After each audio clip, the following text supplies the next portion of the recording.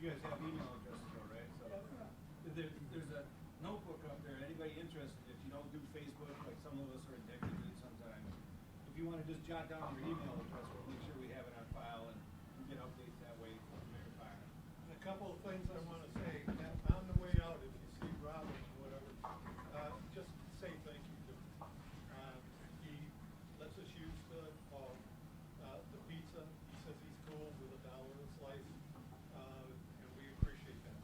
And we should appreciate all the other things that he does with the tailgates, stuff like that. He does a tremendous amount of stuff. Just give him a thank you. He would appreciate it. I know he doesn't want it, but he deserves it. The other thing is we got Roman, and I think that's pretty much it. So without further ado, I'm going to turn it over to Dave Richards, who anybody that watched in the 60s and the 70s saw him adjudicating the court. And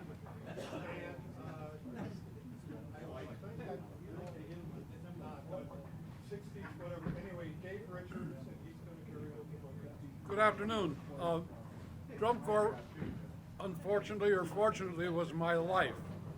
Pretty much like Scott, anything and everything revolved around drum and bugle corps. I got my itch for this activity in 1943 as I watched the American Legion National Parade in Milwaukee, and I was a 5-year-old, 6-year-old, somewhere around 5-year-old. 1953, VFW came to Milwaukee, and that was an unbelievable experience for me. All those East Coast corps, all the seniors.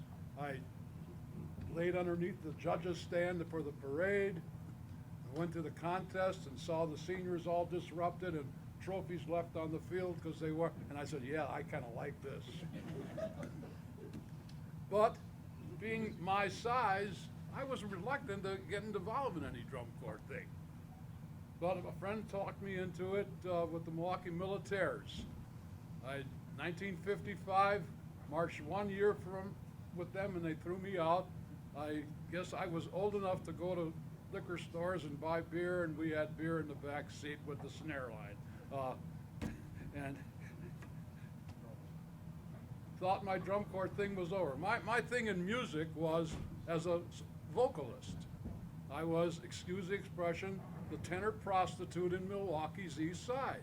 Whatever church needed a tenor for the year or for a special occasion, boom, they'd call me.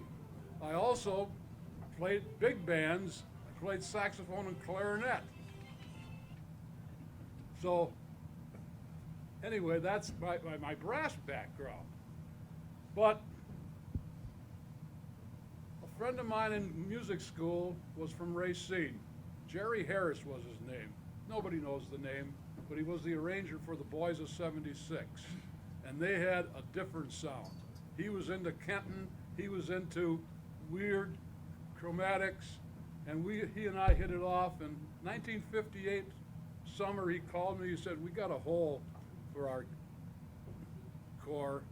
Can you come and play baritone? I said, well, I can, and I did. And our baritone squad was a guy named Gene Pulowski, who was a notorious drill guy and a judge, myself, and Ray Baumgart.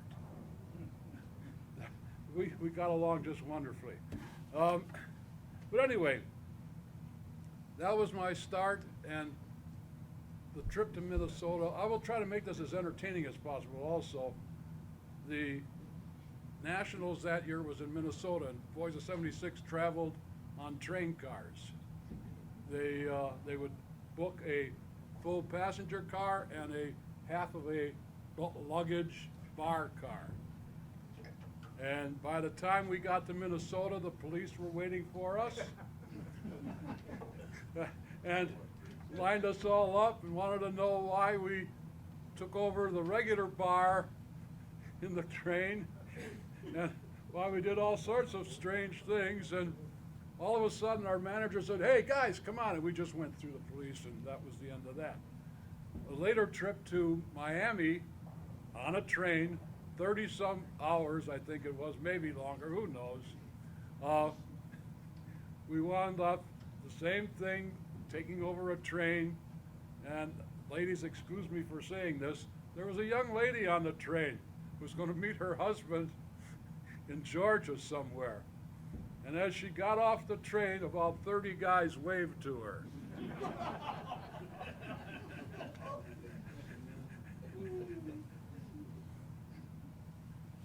Anyway, as a performer, I told you I got in 76 and 1958, and I was kind of a renegade. Dick Brown was our drum instructor, and he was from Chicago, and he also taught the Des Plaines Vanguard at the time. I think they were the Skokie Vanguard at the time. And we met in Michigan City, and we had a couple of former Skokie Vanguards in our drum line. And I went up to the Skokie people who had big mouths, and I said, I'll give you 7 points, we're gonna beat you tonight for $100. We beat them by 7.2. Thank you. Cavaliers approached me a little later that year, said, you want to bet? I said, no, thank you. Another Boys of 76 story. We're on buses now in Miami, and Rick Moss, who was our drill instructor, comes on the bus and has this unforgettable statement. Guys, I saw Hawthorne, and they put their pants on the same way you do. And some of us said, but they don't play quite like we do. Hawthorne was the core of the century almost. There is one 76 story I want to share. In 1970, I went back, did an arrangement that was pretty good. A couple other things in the show. And I told the guys, I said, if we get a 70 here in Midwest, we'll make the finals of DC-8. No other corps out of the eastern border had ever made finals of DC-8. So it's the DC-8 prelims. There's only 15 corps in the, and we're 15th. We're last on. There's a couple 300 people. I've got some declarations I want to make, and I'm going to the center, and I hear a guy in the stand say, "Go, go, hayseeds." Now, it's senior corps, isn't it? I hear that, I go, and we go from there. Well, we finished 7th in the prelims. Two very good marching judges, Clark Williams and Lloyd Simpson, had us tied for first with Hawthorne, and that's how we made it. We tied Skyliners in horns, and the hayseeds heckler came out of the stands and apologized, because by the time we were into the color presentation, the crowd was on their feet. It was one of those shows. And then we all got drunk and pretty well screwed up, and the finals, we beat the one Canadian corps that was at the show. But we knocked out, and this will come later, but we knocked out the West Shoremen. I'll tell you about that in a minute. So instructing, I started with the 1960 Starlights. Then I got involved with Roman Blinsky's Pioneer, and virtually in my time in Milwaukee, I think I've touched all the Milwaukee corps. I got involved with the 66 troopers that won the VFW title, but I was only with them for a couple weeks. Miami Harvey Seas was a neat thing to go to. It was an old senior corps in Miami out of the Harvey Seas American Legion post, and they wanted to make the corps good again. And so once a month I would go there in the wintertime. Great thing, my wife hated me for it, but I'd go for a weekend, and they did come out and they did a nice job, but nothing really great. Got involved with the Baltimore Yankee Rebels right after Truman Crawford left them, and I put on a riverboat show, and it came off pretty well. They did well. They got a nice applause, but they didn't have the talent that once was in Baltimore. And I had the Canadian St. John's Girls Corps for a while, and that they won the national girls title in first time and only time, I think. In the 1960s, there was a Racine Scouts, of course, the Boys of 76, and Des Plaines Vanguard and the Capitolaires. It's been a lot, and besides that, I'm working as a letter carrier in Milwaukee, and then I'm getting into customer service and spending more hours than I wish at the post office. But they're very lenient, very nice to me. They knew my drum corps background, so when I wanted to go for 2 weeks, boom, we'd go for 2 weeks. I'm going to recall a couple of things. The Vanguard approached me in June of 1967, late June. And they had just lost Ed Morrissey and their other people. And I said, okay, I'll do it. But I had a 4th of July assignment to judge that corps, along with the Royal Airs, Norwood Park, a couple others. So everybody in those corps knows I'm going to be with the Vanguard 2 days later. It's July 7th. There's 3 days later. So I dumped the Vanguard. The rest of the judges, when you take their scores, have the Vanguard tied with somebody. So I'm as I was told by my contrabass player when I walked into that first rehearsal, so you're the MF who dumped us the other day. My first rehearsal was July 7th. July 8th, we came to Madison, drums on, beat the Cavaliers, and it was in horns. Thank you, the guy from Madison, that's, thank you, Mr. Spevacek. And they hated me until they passed in review last, and they're all, yeah, we like you. Yeah, we like you. Okay, good. 67, we go to New Orleans, Bfw Nationals. We put on a fantastic show, and we're announced in 3rd or 4th or 5th, I don't know what place, and we didn't win. Mary Pessioni, now if you know, Don Pessioni was the leader of DCI. His wife, this is before DCI, she was a loudmouth. She came out of the Vanguard at one time. She comes down on the track, and her voices were, all right, Don, Curry, Joyce, did you screw them? And the whole crowd knows who she's talking about. And then, as we're getting off the field, I see Truman Crawford with a guy by the name of Joe Bunsey who did horns that night. Not talking about the Royal Airs, how he screwed us, because he had us way down.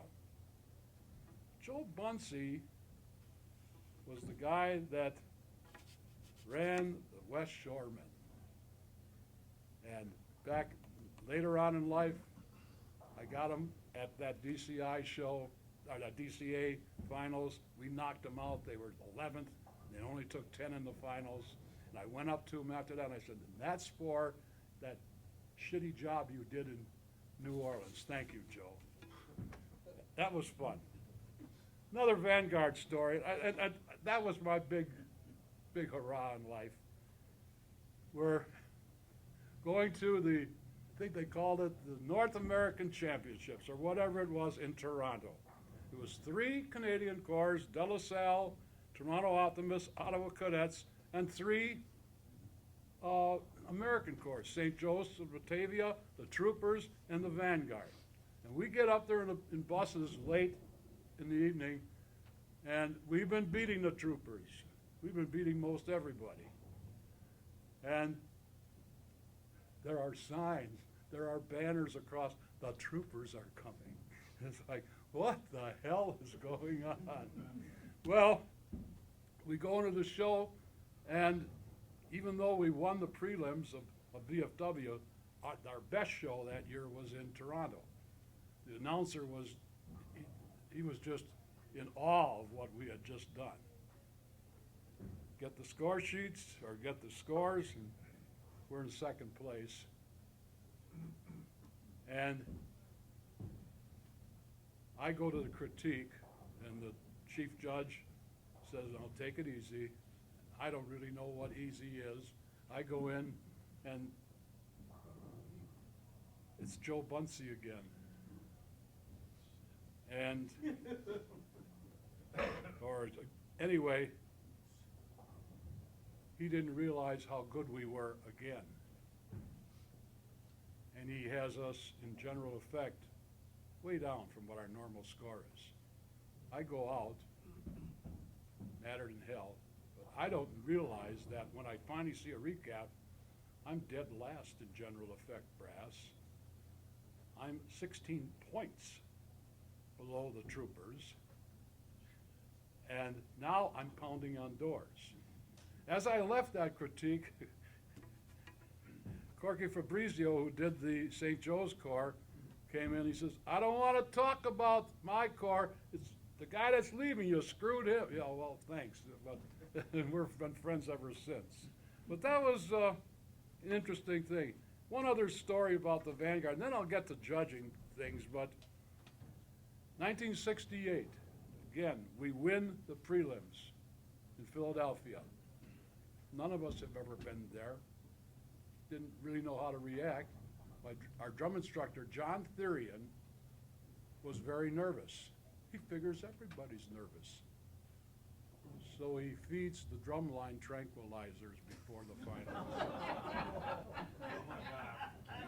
Our whole drill is off the boy guard. We had a boy guard and a girl guard. The girls did all the stuff. The boys did the plants for the drill. But they did theirs off the drum line, and the drum line had a good time. They had a wonderful time. And the guys are coming out the horn. I said, "What the hell is going on? We marched this show 30 times, and this isn't what we were supposed to. Where we're supposed to be." Well, and in fourth or fifth place, we were not. Prior to that, though, a week before, we had asked the guy that was judging finals in marching to come to our rehearsal, which was a no-no probably, but we did it. Earl Joyce came to the rehearsal, and he said, "There's nobody that can march better than you." Well, even though the Kilties won the show and we knew they had a good horn line, they weren't going to beat us in marching except that night. But it was an interesting experience. The only other instructor thing was in 1976, I came here to Madison and did the capital airs. 77. 77? Yeah. No, 76. 77, you came on. And you left me with it. I know. They were in good hands, Carson. But 76, I was here, and the culture blew my mind. The first time I came in, there was this little black girl who ran to this grandma-type white lady, and they embraced and kissed each other. And I said, "That don't happen in Milwaukee."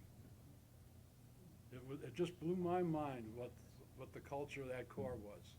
The other thing that kind of blew my mind, and I'd been with seasoned drum corps with girl color guards, my first outdoor rehearsal, and they're all in bikinis? What the hell's going on here? I never saw that before. But there was a real great storyline.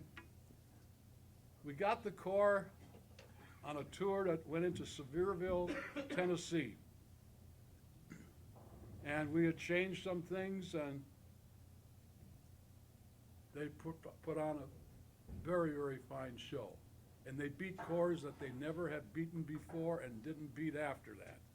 But that show we're getting. I'm cheering when they're announced, and there's people in the crowd booing because they don't think they're high enough. And they're yelling at me because I shouldn't be cheering this. They didn't know I was with the Capitol there. Well, anyway, it was a pretty neat situation.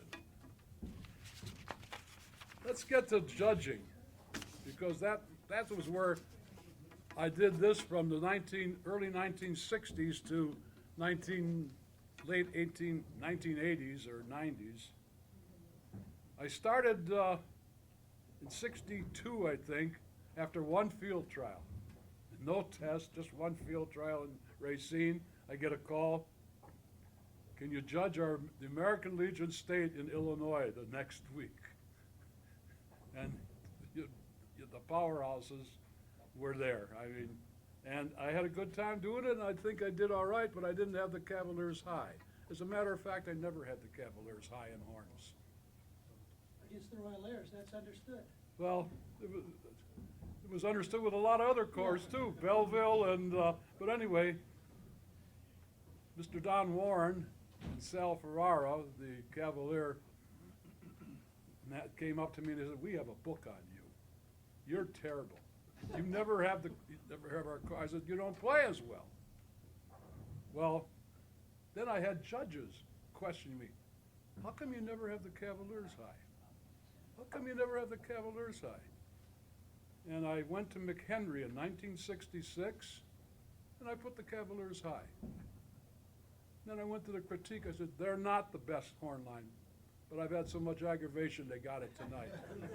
You'd be amazed at the phone calls I got the next week or so. "You're not judging this show anymore," and fine, that's okay. I was destined for one of the national shows. I was going to go do the Legion State contest down there, but they, and that's, it was pretty funny.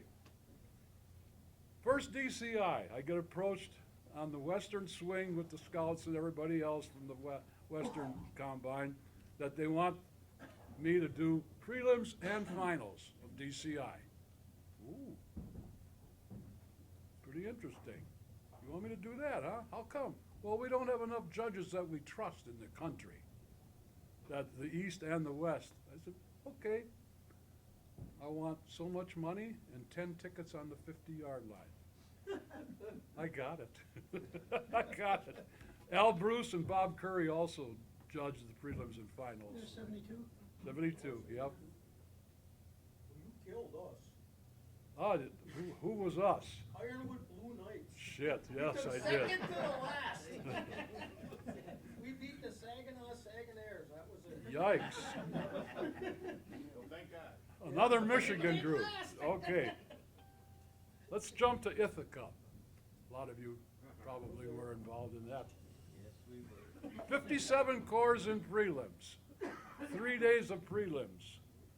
And after the second day, we realized that there are not a lot coming, and we got the Polish Falcon Cadets in 12th place. And 12th, of course, is the cutoff line. Now, what are we going to do? But we don't do this collectively, but I'm sure the same thing went through every other judge's mind. How do we get them out of here? Well, fortunately, the regiment, the Phantom Regiment, was coming up at those times. And they got a beautiful score for prelims. They dropped 4 places in the finals. They were last, I think, in finals. But we just had to get the Polish Falcon Cadets, which was a misnomer because most of the kids were black out of New York City, not anything to do with being Polish. And that whole contest, I mean, if you think of it, the corps that did not make the finals, Guardsmen, Boston, Optimist, Argonne, Bridgman, 27th, Garfield, Blue Rock, we had them all out already. And we're still dealing with the Polish Falcon Cadets. Now, Rick Moss was the chief judge, and we stayed in the dormitories. I did the prelims, and we had to go a couple of blocks to the place to get breakfast. He marched us down there. He marched us down to breakfast, and there's corps warming up and doing, and laughing their asses off at us judges walking, marching down to the thing. Anyway, one of the drum judges, there was a corps from Canada, a girls' corps called the Chatelaines, all girls' corps. And Joe Cola was lining up to judge them, and he hears that one of their instructors, "Hey, bitch, get in line." And he goes up to this one girl and says, "Are you the bitch?" And she said, "Yeah." And then Cola has a gas attack. Same corps. And the whole corps is giggling and singing, saying things in French that he doesn't have an idea what they're saying. Well, the other thing about that Ithaca thing is the pass and review of the finals. Pepe Nataro, I don't know if anybody knows Pepe Nataro. gruff Skyliner, big guy, comes up to me, he's got tears in his eyes as you're passing by, the car's passing by. He says, "That's the greatest horn line ever." He's crying. And DCI did something that night that they haven't done since. They had a judges gathering after the finals. And you never heard so much shit come from Truman Crawford's mouth, my mouth, and other brass judges' mouths to the M&M people who did the dump, or who judged the show. I'm not going to call it a dump because I know what also happened within the Scout organization. You're doing your show, the Disney show, 71, whatever year it was. Well, 70, we were doing something. Anyway, Alice in Wonderland. Ya-da-da-dee-da-dum, and the tour opens, and there's Howard's daughter. Now this is August. Pessione's judged this show a couple times, and he said, "Oh my God, it is a girl."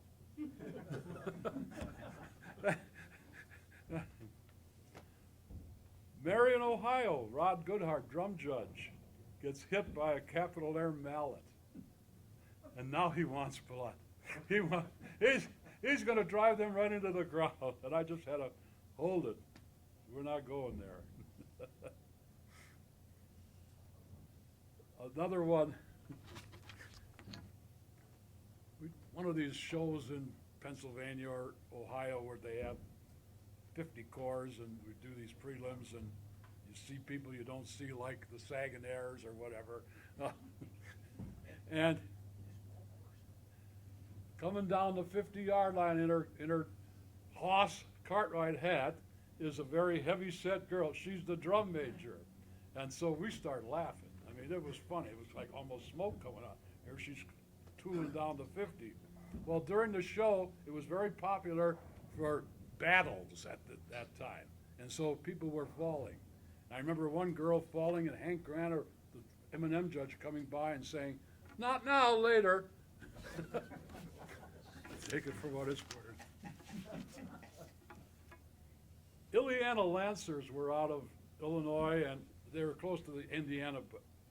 And in New Orleans, we heard that their drum major does a strange thing before they step up. And so we're all got our heads, it's still the starting line thing. We still got, and I see heads coming out, and she goes through this thing about how great they're going to be, da-dee-da-da-da-da-da-da, and her final words is, "Remember, I love you." And for 2 minutes, we couldn't stop laughing. That was same thing a little earlier or later, I'm not sure. 65, there was a contest in Illinois just before the VFW contest. Corky Fabrizio and I were the judges. And Nisei, drum major, came out with the corps. What a beautiful, beautiful woman. Just adorable. And I'd seen her, but he comes up to me and says, "Every time you hear a tick, put 2 down." He says, "I'm following her." 75 to Philadelphia, and I'm jumping around. There was a corps by the name of Iron Cross. They were the feeder corps for the Crossmen. They were probably the worst corps I've ever, well, one of the worst corps I ever judged. And they show up in the prelims, and something happened with the first 6 corps. Something wasn't working right, whatever. And we have them at a score of about 26. And they allow those 6 corps to come back the next day because there was something wrong with the field. And they came back. Imagine what we did with that corps that day. That's the last thing you want to do, is see this kind of trash again. And I think we zeroed them out. Who knows? World Open, I'm not sure the year. I'm judging prelims, and girls class, one of those, they had a lot of girls corps out east. They put a drum down, and this little girl gets on the drum and tries to play her instrument. And she's pretty bad. and I ticked, and the audience booed.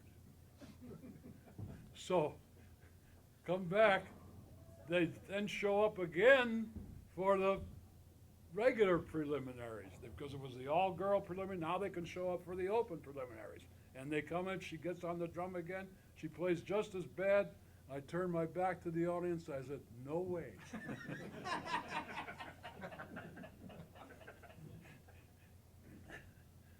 Cy Laurie was the big guy for the Royal Airs.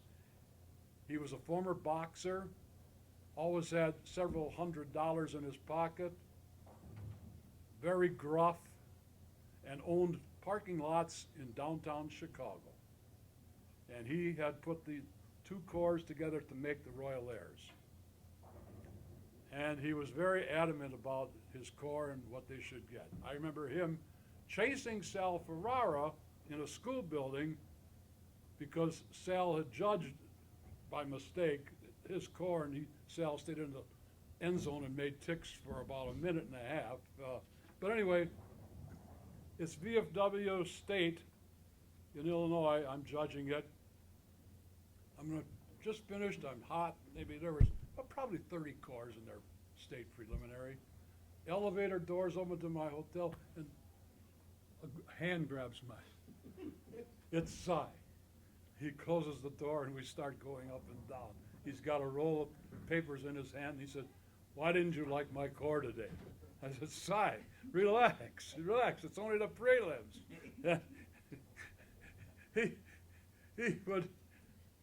He just beat things out of people.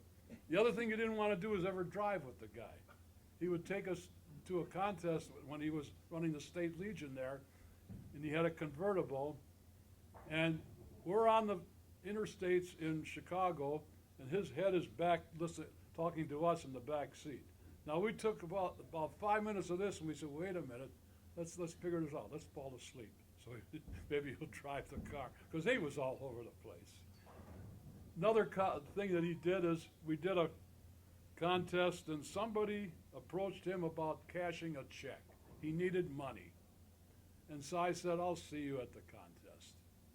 Well, he sees him at the contest when the Royal Airs are on the starting line, and he yells from the 50-yard line to the judge, "I got your money!"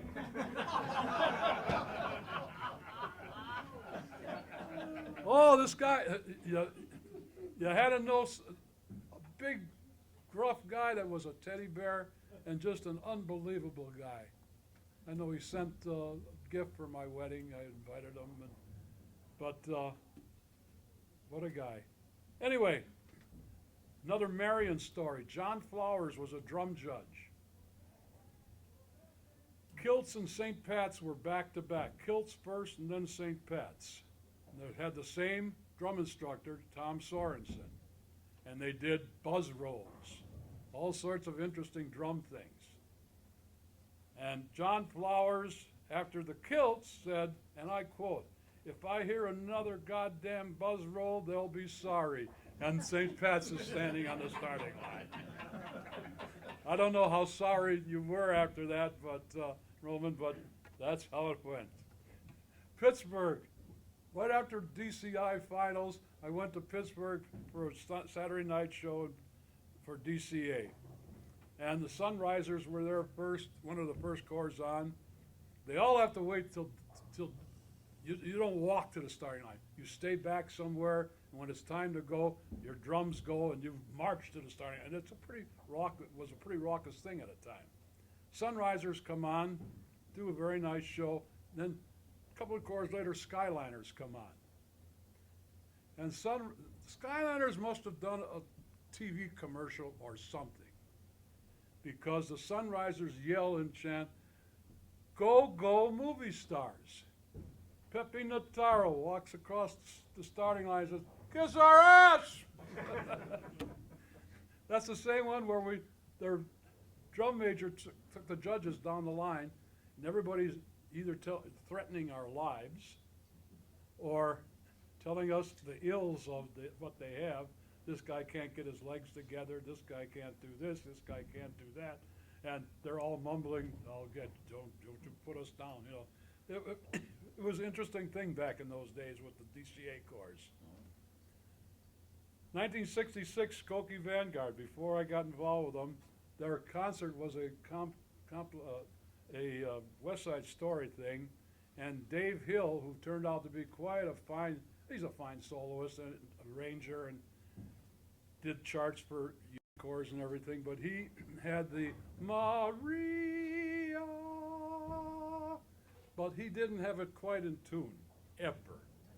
And I would put a tick down, and he would do this, and I would do that back to him.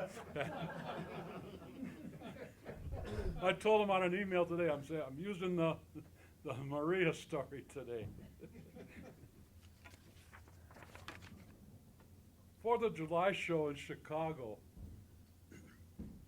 That's where the neighborhood corps that you've never heard of and never will come out and play their one show of the year.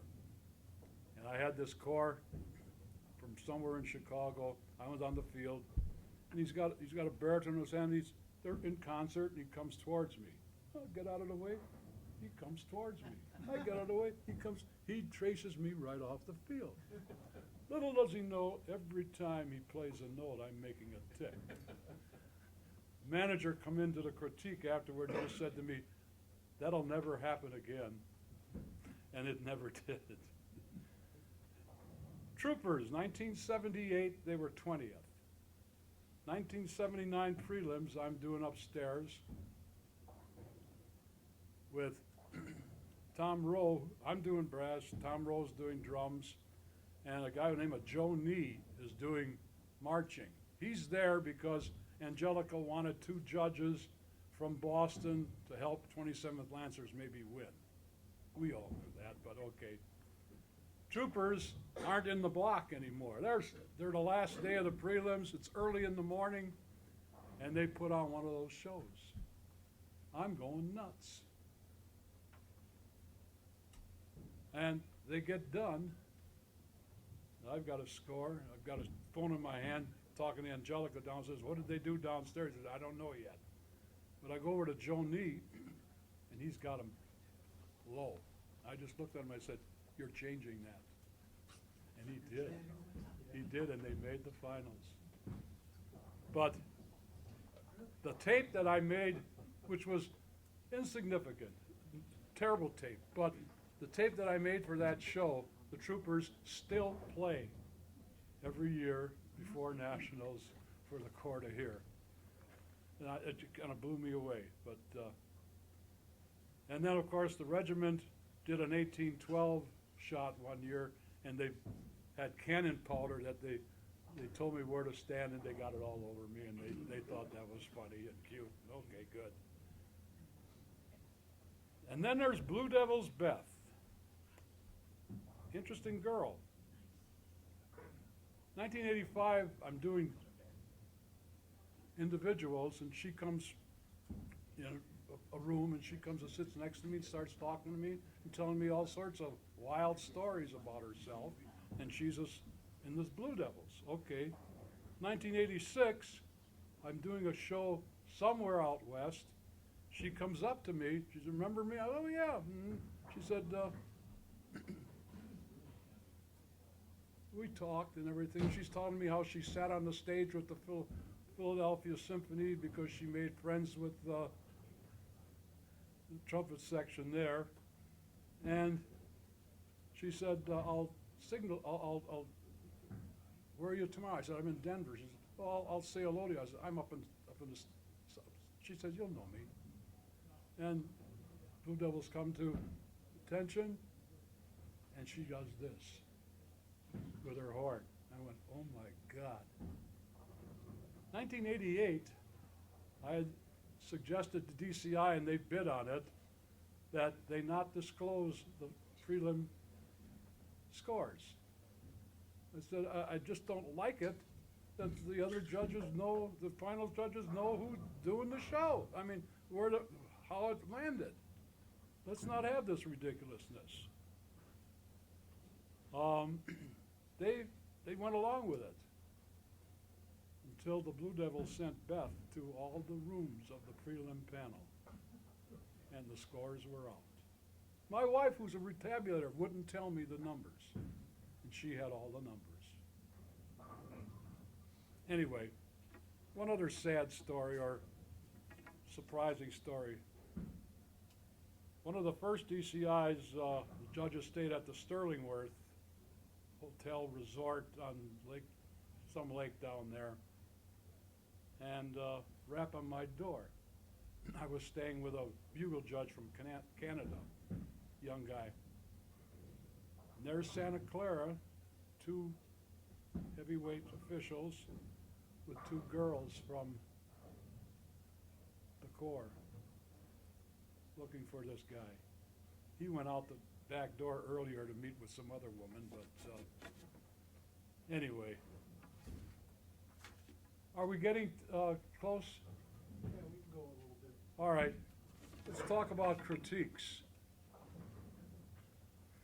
1976, Wayne Downey's Blue Devils played, I can't think of the, Channel 1 Suite. I was trying to think of the guy who put it on recording. But anyway, and I disagreed with the very rudimental drum thing at the end all season long. And we argued forever. Last show before finals, I got the Blue Devils. And I made the same comments, and I see Wayne Downey running across the field towards me. I went, oh, I got to take this the last time. All right, let it out. And he says, I just want to thank you. You were right. And he walked away. And I went, thanks for making my season what it was. 1971 on the Western Tour, Ray Baumgart decided that they shouldn't talk to the judges individually. He had us all together and preached on what the Corps was doing, et cetera, and I think it worked.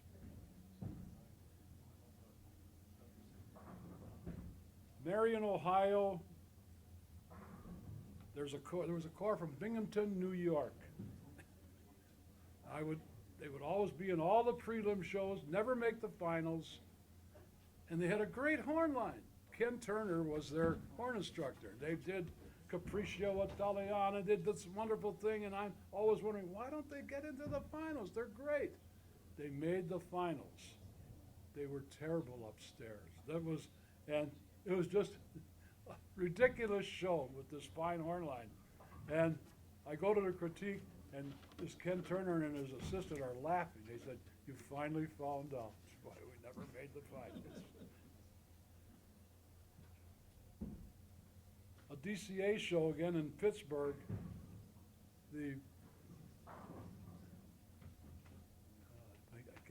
Harrisburg Corps was taught by the Ferrara brothers. No relation to Sal Ferrara of the Cavaliers. Well, that was the old Wormleysburg West Shoreman again, Bonnie Scott. Well, you know more about that than I do. You were a Pennsylvanian from the corn, the corn planter. I wasn't going to mention it, but we've got a corn planter here. But the Ferrara brothers, I didn't have them high in horns.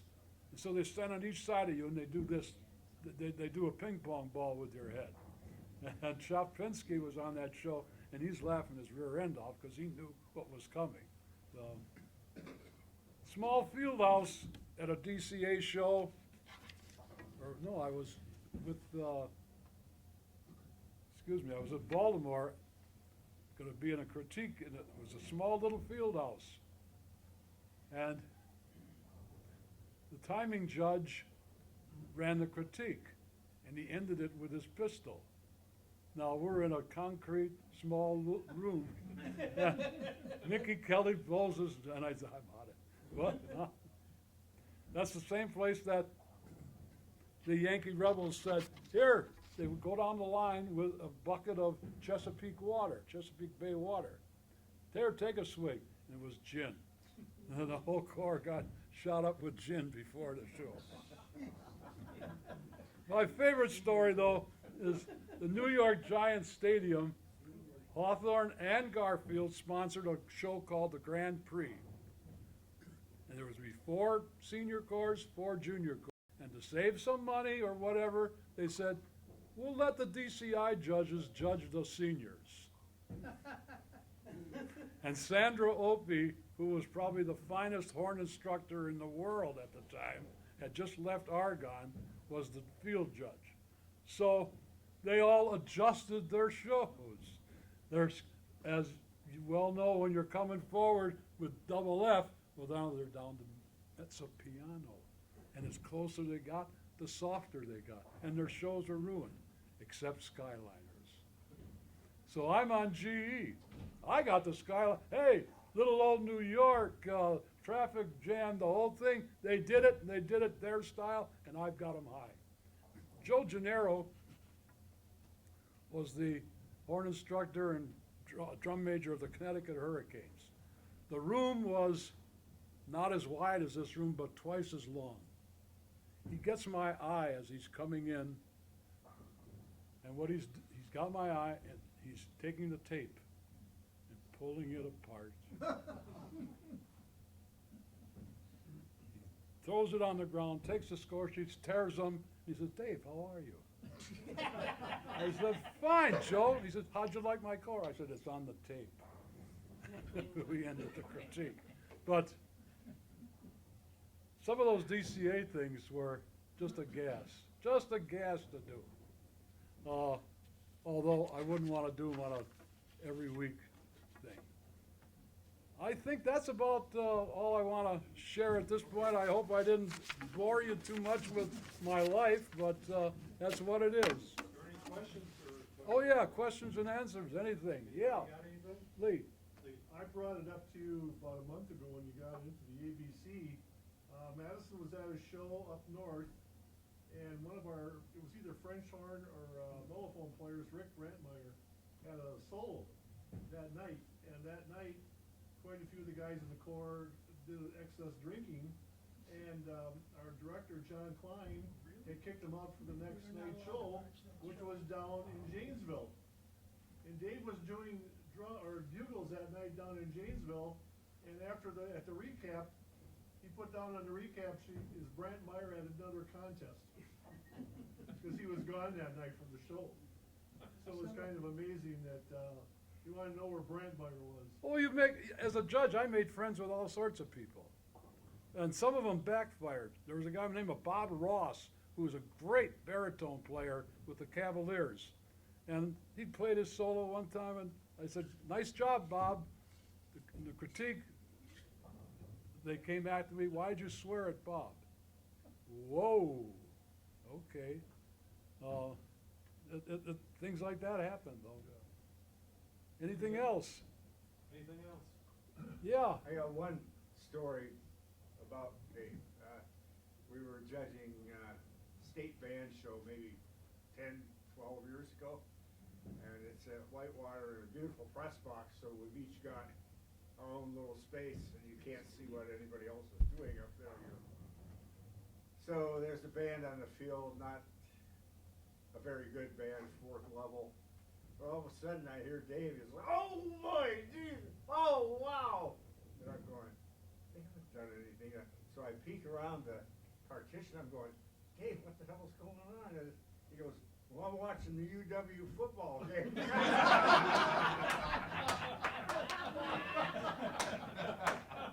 We did a show in Packer at Lambeau once, and there was a telephone there, and I ordered pizza, and we got it. I've got one too. I've got one. In 1977, Dave was the director of the Cavaliers, and I was supposed to write the drill for the Cavaliers. But I told him, I'm only gonna do it if I can have at least 36 horns. And all winter long, there were only about 20 horns at rehearsals. And then I knew that they weren't gonna have the numbers, so I didn't even worry about it. But then, in April, he comes up to me when I get to rehearsal, he says, I've got your 36 horns. I merged with the petites. These little kids like this.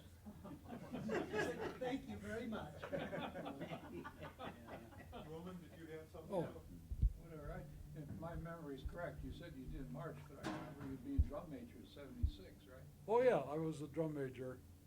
Wasn't that constitute marching? Oh, yeah, well, I wore a different uniform than the Corps. I wore a motorcycle hat, and I had a big sequined sash down. I wanted to replicate what Joe Gennaro looked like in front of Connecticut. And when I did that, when I did get the DCA championships, Hy Dreitzer, who did the Skyliners, and Gennaro were talking. They were both friends of mine, and I marched by with the typical Joe Gennaro strut, and Dreitzer is laughing his ass off, and Joe Gennaro's kind of laughing, but we did our bit. By the way, the finals of that show, we didn't play our concert in the prelims. In the finals, we had a thing that was a blood, sweat, and tears chart that was pretty bad, and as I'm directing it, I'm hearing "Merry Christmas" because we were there in the finals. So I do have a question. So you talked about the 1988, the blind judging group. So I was actually marching that year. I was on the scouts. I was in the field. I always wondered what happened after you guys came up with your score, and what kind of crap you guys took or whatever. Because I still remember right next to us was the Vanguard, the St. Clair, and right next to them the Blue Devils. Blue Devils didn't lose a show all year.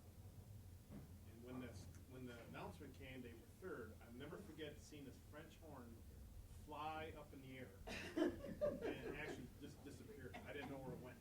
Whoa. And so I thought, holy shit, those judges are going to get an earful when this is all done.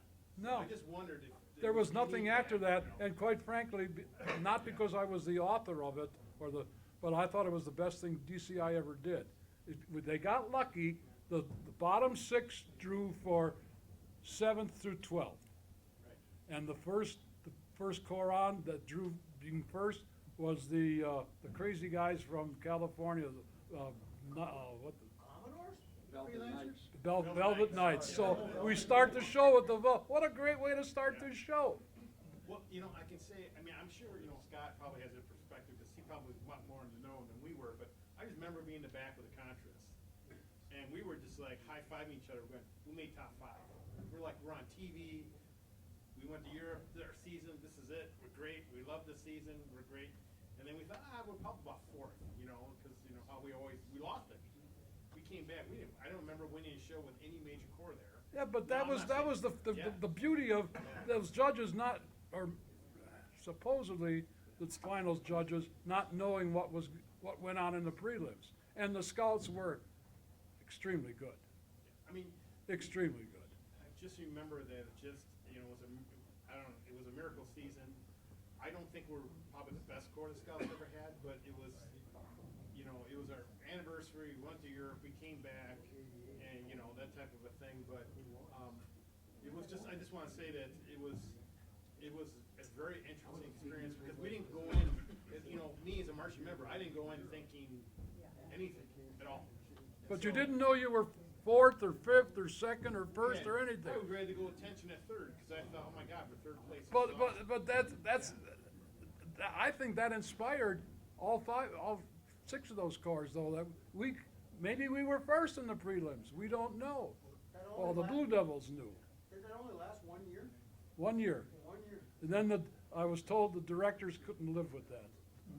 I don't know that. Nobody knew their prelim scores going in the final. That is correct. I think all we knew was that either you were Top 6 or Top bottom 6 or 6. bottom or 6. bottom. Correct. Yeah. And then you did a draw as to where you Right. your finals. Was Joe Cola, who was in charge of the judges that year, he was like the Angelica? Right. Was that the only year that he had it? No, he did it several years. I don't think so. Several, I thought I said, but I'm old, I talk funny. What did Joe Cola judge? 'Cause Drums. I remember Drums. that name. I was a Well, there are drummer. two I'm Colas. guessing that Colas, name. with the Tom Cola who did marching Yep. and Joe that did drums. That's the only, when you I said that have name, one you last knew. thing before I go. 1977, Bill Howard was leaving the Scouts, and he asked me to join Scott in doing the show, if I could. Didn't last long, but the first camp, I was there, and Baumgart wasn't there at night, and nobody was there. Chris wasn't there, Theo. So I'm doing the rehearsal. And I did Never Walk Alone. And I worked it a little bit, and I have a certain style of doing things. And Jeannie Beckman, who you all know probably, later on told me, she said, that was the finest reading or hearing of that song I've ever had. And that was neat. That was a highlight of my career, along with going out to DCA. Thank you, guys. It's been a pleasure. Couple of things, we lost a lot of people. We're gonna try to get a picture right here in front of the banner. One thing I didn't do earlier, Ken Walker, the gentleman back here in the yellow, is Oshkosh Warrior, Oshkosh Cadets, and then with the Kilby Senior Corps, 2005, 2007. And thank you, he live streamed it. Jeff did it one time for us, so he'll be doing it again. But the nice thing about it, we're gonna have an HD that we'll put on the website, and that's alumnibreakfastclub.org. Go to it, there's a lot of new content on it, videos and whatever of our union corps.